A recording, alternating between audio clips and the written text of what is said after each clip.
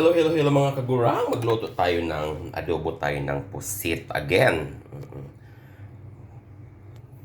Ilunod na natin ang ating sibuyas, bawang, siling haba, and of course ang ating luya. O diba? Anyway, my name is Jose Postanes, ang inyong food and politics echuserang frog. Ayan. So, hindi natin maiwasan na makisaw-saw minsan sa mga balitang politiko, no? Kasi grabe na talaga yung nangyayari sa bansa natin. Talagang nakakaloka, di ba? So, anyway. So, itong pusit natin, ilagyan natin ng twist na parang mas sumarap at mas pinasarap. Di ba? So, magdiktik tayo ng kunting mani para sa ating toppings later.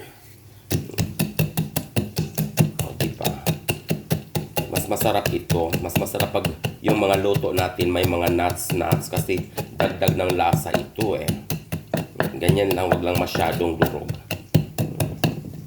And of course, luto na po ang ato ang mga lamas. Ilunod na natin ang ating pusit.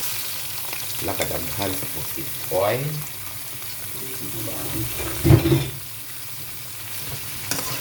Wala na lang nako kanang kuan, kanang hiwa-hiwa ha.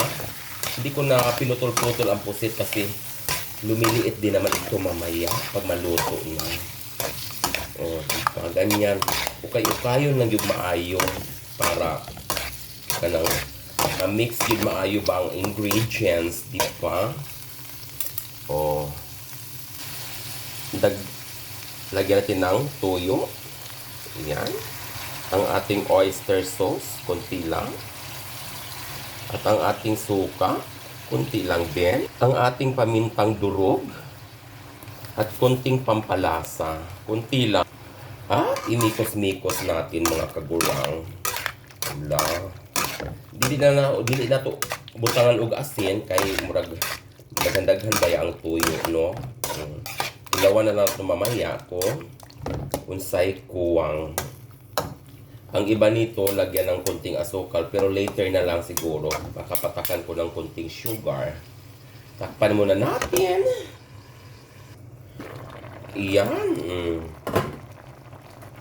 Ito na ang ating pusit. Kumukulo na siya. Pero magtubig-tubig yun yung pusit, oy. Di ba tilawan o sa nato kung unsay kuwang. Yeah.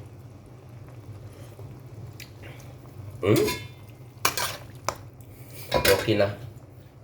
Patakan ko lang ng kunting asin. Yan. Okay. Ato asyang pahubas-hubason.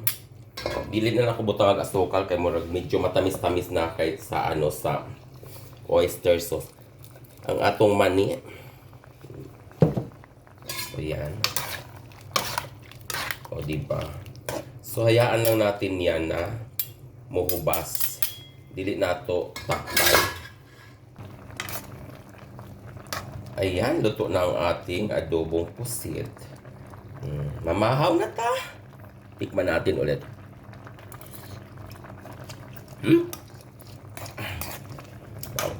Mahang. Thank you so much for watching.